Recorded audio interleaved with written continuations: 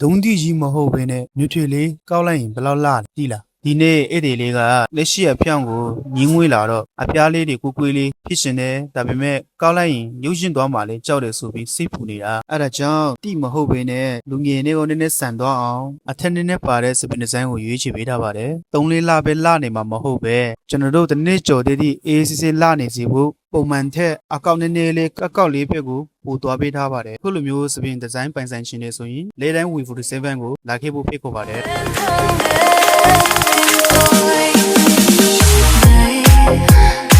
đắng cay là như thế đây